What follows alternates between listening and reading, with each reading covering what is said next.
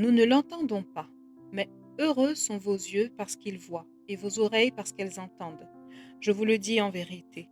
Beaucoup de prophètes et de justes ont désiré voir ce que vous voyez et ne l'ont pas vu, entendre ce que vous entendez et ne l'ont pas entendu. Matthieu 13, 16 à 17. Vous aurez besoin d'une oreille pour entendre, ce qui veut dire écouter et désirer acquérir la sagesse complète de la Bible. Vous devrez renouveler votre pensée pour qu'elle s'aligne à celle de Dieu en toutes choses. Beaucoup comptent sur ce qui est commun, selon les standards mondains ou bien souvent les soi-disant experts dans un domaine particulier. N'oublions jamais que Dieu est notre Créateur. Ne sait-il donc pas traiter toutes circonstances ou relations qu'il a créées, mais qui trouve son plaisir dans la loi de l'Éternel et qui la médite jour et nuit? Il est comme un arbre planté près d'un courant d'eau qui donne son fruit en sa saison et dont le feuillage ne se flétrit point.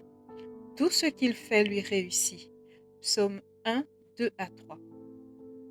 Souvent, l'ennemi essaiera de vous faire rejeter ce qui est écrit dans ce livre.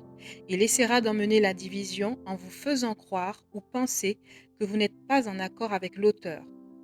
Tout d'abord, peu importe ce que l'auteur écrit ou dit. Ce qui importe, c'est ce que Dieu dit, puisqu'il est l'auteur et le créateur de la vie. C'est pourquoi il est important pour vous de lire avec attention tous les versets de façon à savoir ce que Dieu dit. Deuxièmement, gardez à l'esprit que l'ennemi essaiera de vous décourager et la division est l'une de ses tactiques préférées. Si vous ne croyez pas ce qui est écrit dans ces chapitres, vous avez trois choix. Vous pouvez parler à quelqu'un que vous savez aura la même opinion que vous. Vous pouvez choisir seulement les conseils qui vous plaisent et ne pas vous occuper du reste.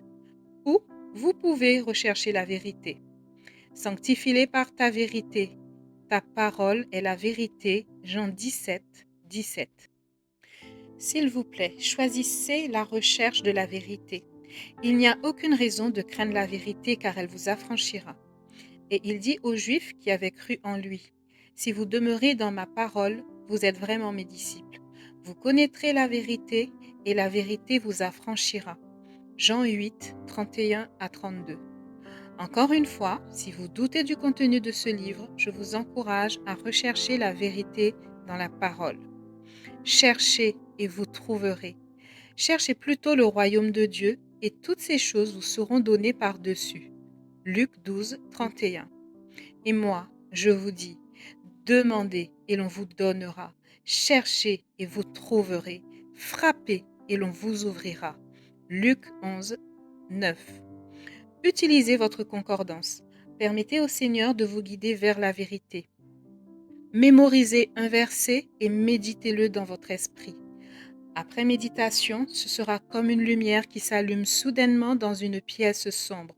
Vous connaîtrez la vérité. L'effort n'en vaut-il pas la peine? Avez-vous du temps?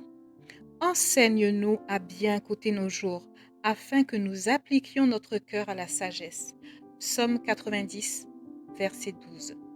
Si nous le recherchons d'abord, il nous promet que toute autre chose nous sera donnée. Quelle promesse merveilleuse! Avoir faim et soif. Notre but en tant que croyants, chrétiens et disciples de Christ est de glorifier Dieu dans tout ce que nous faisons. N'est-ce pas ce que Jésus a fait toute sa vie? Si nous nous considérons chrétiens, alors les Écritures nous enseignent que nous sommes censés suivre Jésus. Mais le faisons-nous? Comment suivons-nous Christ?